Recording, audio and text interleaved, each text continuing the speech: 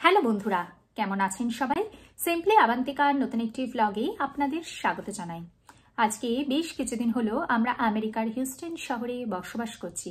এখানে থাকার সুবাদে দেখতে পাচ্ছি বহু মানুষের আগমন ঘটে দুই বাংলা থেকে প্রত্যেক বছর। কেউ আসেন উচ্চশিক্ষার জন্য, কেউ আসেন কর্মসূত্রে, তো কেউ আসেন ভ্রমণ পারপাসে।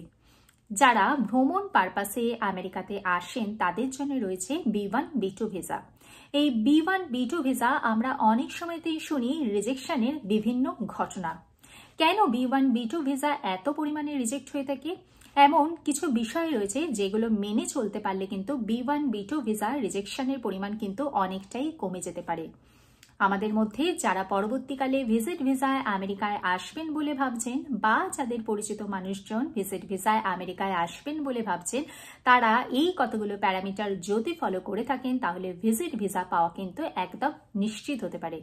তাই স্কিপ না করে পুরো ভিডিওটা আমার সাথে থাকুন। ভিডিওটা ভালো লাগলে লাইক করবেন, চ্যানেলটিকে সাবস্ক্রাইব করবেন। আমেরিকার ভিজিট ভিসা বা B1 B2 ভিসা কিন্তু বহু প্রতীক্ষিত একটি ভিসা। এই ভিসা অ্যাপ্লাই করার আগে আমাদের যথেষ্ট পরিকল্পনার প্রয়োজন রয়েছে। আমরা চেষ্টা করব প্রথমবারই যাতে আমাদের B1 B2 ভিসা অ্যাপ্রুভ হয়ে যায়, কারণ প্রথমবার যদি রিজেক্ট হয়ে গিয়ে থাকে তাহলে পরের বার অ্যাপ্লাই করে অ্যাপ্রুভ হওয়ার সম্ভাবনা কিন্তু একটু হলেও কমে যায়। তাই আমরা কোনো ঝুঁকি না নিয়ে প্রথম থেকেই যথেষ্ট পরিকল্পনা করে কিন্তু এই ভিসা অ্যাপ্লাই করব। আমেরিকার B1 B2 ভিসা অ্যাপ্লিকেশনের সর্বপ্রথম পদ্ধতি হলো সঠিকভাবে DS-160 ফর্ম ফিল আপ করা। আমরা ভুল করি যে আমরা আমাদের DS-160 ফর্ম নিজেরা ফিল আপ না করে আমাদের পরিচিত কোনো মানুষজন ফিল আপ করে অথবা কোনো এজেন্ট ফিল আপ করে। DS-160 ফর্মে জন্ম থেকে সমস্ত ইনফরমেশনই প্রায় চাওয়া হয়ে থাকে। ধরুন আপনার ডেট অফ বার্থ, আপনার স্কুল, আপনি কত সালে পাশ করেছেন বা আপনি কোথায় জব করেন থেকে শুরু করে আপনার কোনো আত্মীয় আমেরিকায় থাকছে কিনা, আপনি মেল আইডি লাস্ট কত বছর ধরে ইউজ করছেন বা আপনি আপনার যে মোবাইল নাম্বার সেটা কত বছর ইউজ করছেন, আপনার কোনো সোশ্যাল মিডিয়া অ্যাকাউন্ট আছে কিনা, সমস্ত কিছু প্রশ্নের উত্তর জানা হয়ে থাকে। সেক্ষেত্রে আমরা যদি নিজেদের অজান্তে কোনো ইনফরমেশন ভুল দিয়ে থাকি সেক্ষেত্রে কিন্তু আমাদের ভিসা অ্যাপ্রুভ হতে কিন্তু প্রবলেম হয়ে থাকে।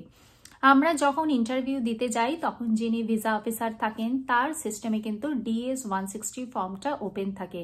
তিনি ওই DS-160 ফর্ম দেখে আমাদেরকে বিভিন্ন ধরনের প্রশ্ন করেন, তিনি ক্রস ভেরিফিকেশন করেন।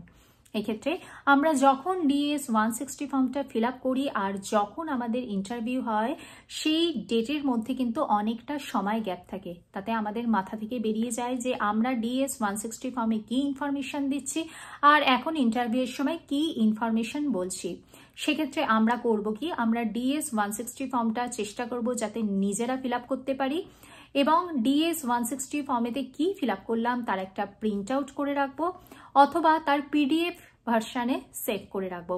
তাতে যখন আমরা ইন্টারভিউ দিতে যাব তখন যাতে ফর্মটা আরেকবার চেক করে নিতে পারি আমরা কোন ইনফরমেশন দিয়েছি, সেগুলো যাতে আমাদের সব আবার মনে পড়ে যায়। DS-160 ফর্মটা কিন্তু সঠিকভাবে আমাদের ফিল আপ করা উচিত। একবারে প্রথম চান্সেই আমেরিকার ভিজিট ভিসা পেতে গেলে আরেকটি যে পদ্ধতি আমাদের অবলম্বন করা উচিত সেটি হলো অন্য দেশের ট্রাভেল হিস্ট্রি যদি আমাদের পাসপোর্টে থেকে থাকে তাহলে কিন্তু আমাদের অ্যাপ্লিকেশনটা আরও বেশি স্ট্রং হয়ে থাকে। ধরুন আজকে আমরা বঙ্গদেশ থেকে আমেরিকাতে পাড়ি জমাচ্ছি অথচ আমাদের কোনো প্রিভিয়াস ইন্টারন্যাশনাল ট্রাভেল হিস্ট্রি নেই, তখন যিনি ভিসা অফিসার রয়েছেন তার মাথাতে প্রশ্ন আসবেন যে অ্যাজ এ ট্রাভেলার আমরা আমাদের বঙ্গদেশ থেকে আমেরিকার উদ্দেশ্যে পাড়ি জমাচ্ছি অথচ আমরা আমাদের দেশের আশপাশের কোনো দেশ ভ্রমণ করিনি কেন? এটা এক্সপেক্টেড যে আপনি প্রথম আপনার দেশ থেকে আমেরিকার মতো দূরবর্তী দেশে পাড়ি জমাচ্ছেন অথচ আপনার আশপাশের কোনো দেশ আজ পর্যন্ত ভ্রমণ করেননি, সেটা কিন্তু যথেষ্ট প্রশ্নচিহ্ন এনে দেয়। তাই আপনার যদি আমেরিকা ভিজিট ভিসা নিয়ে যাওয়ার থাকে তাহলে তার 2-1 বছর আগে থেকেই আপনাকে কিন্তু পরিকল্পনা করতে হবে। আপনি চেষ্টা করবেন আপনার আশপাশের কোনো দেশ স্বল্প খরচে ভ্রমণ করা যায়, যেমন ধরুন থাইল্যান্ড, সিঙ্গাপুর, মালয়েশিয়া, দুবাই, এই সমস্ত কোনো না কোনো দেশ যদি আপনি ভ্রমণ করে থাকতে পারেন তাহলে আপনার পাসপোর্টে কিন্তু সেই ইন্টারন্যাশনাল ট্রাভেলের একটা হিস্ট্রি থেকে যাবে। আপনাকে সাদা পাসপোর্টে কিন্তু এই ভিজিট ভিসা অ্যাপ্লাই করতে হবে না। যদিও সাদা পাসপোর্টেও কিন্তু ভিজিট ভিসা অ্যাপ্লাই করে অ্যাপ্রুভ হওয়ার সম্ভাবনা যথেষ্টই রয়েছে, তার অনেক এক্সাম্পলও দেখতে পাওয়া যায়। তবে ভিজিট ভিসাটা নিশ্চিত করতে চাইলে আপনার কর্তব্য হলো আশপাশের কোনো না কোনো দেশ ভ্রমণ করে তার একটা প্রমাণ আপনার পাসপোর্টে যেন থেকে থাকে। আমেরিকার ভিজিট ভিসা নিশ্চিত করতে গেলে আরেকটি যে পয়েন্ট গুরুত্বপূর্ণ সেটি হলো পারপাস অফ ভিজিট। আপনাকে এই প্রশ্নটা 95% কেসেই চলেই আসে যে কি কারণে আপনি আমেরিকায় যাচ্ছেন। আপনি যদি কোনো বিজনেস পারপাসে আমেরিকায় যান তাহলে কনফারেন্স বা কোনো মিটিংয়ের একটা ডকুমেন্টস তো আপনার কাছে থাকবেই। যদি আপনি কোনো রিলেটিভের বাড়িতে যান তাহলে রিলেটিভের থেকে একটা আপনি ইনভিটেশন লেটার কালেক্ট করে নেবেন। যদি আপনি ভ্রমণ পারপাসে আমেরিকায় যান তাহলে কিন্তু তাই সেই সংক্রান্ত একটা কংক্রিট আনসার আপনি আপনার মনে রেডি করে রাখবেন, কারণ এই প্রশ্নটা এক্সপেক্টেড যে আপনি কি কারণে আমেরিকাতে যাচ্ছেন, পারপাস অফ ভিজিট। নেক্সট যে বিষয়টি আপনার আমেরিকায় ভিজিট ভিসার ক্ষেত্রে মাথায় রাখতে হচ্ছে, যার মাধ্যমে আপনার ভিজিট ভিসা পাওয়াটা নিশ্চিত হওয়ার দিকে আরেক কদম এগিয়ে যাচ্ছেন, সেটি হলো ফিনান্সিয়াল ডকুমেন্টস। আপনি দেশে কি জব করেন তার অ্যাপয়েন্টমেন্ট লেটার, আপনি দেশে কত টাকা স্যালারি পান তার একটা ব্যাংক ব্যালেন্স, বা আপনি যদি বিজনেস করেন তার ট্যাক্স ডকুমেন্টস, আপনি যদি রিটায়ার্ড পারসন হন তাহলে তার পেনশনের ডকুমেন্টস, আপনার কি প্রপার্টি রয়েছে তার ডকুমেন্টস, এগুলো কিন্তু সব আপনাকে ক্যারি করতে হবে। এইগুলো হয়তো ওনারা সমস্ত ডকুমেন্টস নাও দেখতে চাইতে পারেন, কিন্তু সমস্ত ডকুমেন্টস আপনাকে কিন্তু ইন্টারভিউয়ের সময় ক্যারি করতে হবে।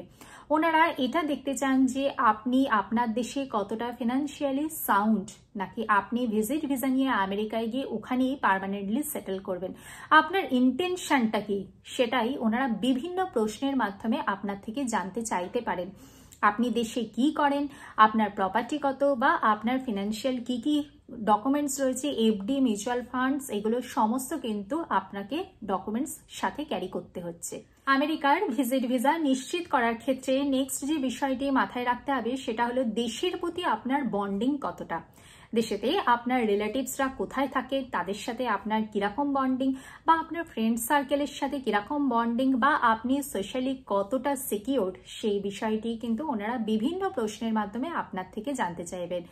ওনারা বিভিন্ন প্রশ্নের মাধ্যমে আপনার ইন্টেনশনটা বোঝার চেষ্টা করবেন যে আপনি আজকে ভিজিট ভিসা নিয়ে আমেরিকায় গিয়ে থেকে যাবেন, নাকি দেশের প্রতি আপনার প্রচুর টান রয়েছে, দেশেতে আপনি ফিনান্সিয়ালি সাউন্ড, আপনার সোশ্যাল সিকিউরিটি রয়েছে, সেই সবের আকর্ষণে আপনি আবার দেশে ফিরে আসবেন। আপনার পারপাস অফ ভিজিটটা কি সেটাও কিন্তু বিভিন্ন প্রশ্নের মাধ্যমে ওনারা জানতে চাইবেন। এই কতগুলো প্রশ্ন ব্যাপারেতে আপনি যদি দীর্ঘমেয়াদী প্রস্তুতি নিয়ে চলেন এবং সমস্ত ডকুমেন্টসগুলো যদি আপনি একদম সিস্টেমেটিকভাবে সাজিয়ে নিয়ে আপনি ইন্টারভিউ অ্যাটেন্ড করতে যান এবং সমস্ত ডকুমেন্টস আপনি একটা ট্রান্সপারেন্ট ফোল্ডারে ক্যারি করবেন, পোলাইট থাকবেন, কনফিডেন্ট থাকবেন, ওভার কমিউনিকেট করবেন না, যতটুকুনি প্রশ্ন আপনার থেকে জানতে চাওয়া হবে ঠিক ততটুকুনি প্রশ্নেরই কিন্তু আপনাকে উত্তর দিতে হবে। আপনি একদম ওয়েল প্রিপেয়ার্ড হয়ে কনফিডেন্টলি ইন্টারভিউ বোর্ডে আপনি অ্যাটেন্ড করবেন, তাহলেই কিন্তু আমেরিকার ভিজিট ভিসাটা আপনার হাতে মুঠোয় চলে আসবে। চেষ্টা করবেন একদম প্রথমবারই যেন ভিজিট ভিসা আপনি লাভ করতে পারেন, কারণ প্রথমবার রিজেক্ট হয়ে দ্বিতীয়বার অ্যাপ্লাই করে অ্যাপ্রুভ হওয়ার সম্ভাবনা কিন্তু একটু হলেও কমে যায়। আমেরিকায় ভিজিট ভিসা অ্যাপ্লিকেশনের কি কি পদ্ধতি, কি কি ডকুমেন্টস লাগে, কিভাবে ইন্টারভিউ অ্যাটেন্ড করতে হয় তার সংক্রান্ত ডিটেল বেশ কতগুলি ভিডিও আমার চ্যানেলে অলরেডি রয়েছে, আপনারা চাইলে দেখে নিতে পারেন। দেখা হচ্ছে পরবর্তী ভিডিওতে। ভালো থাকবেন, সুস্থ থাকবেন, নমস্কার।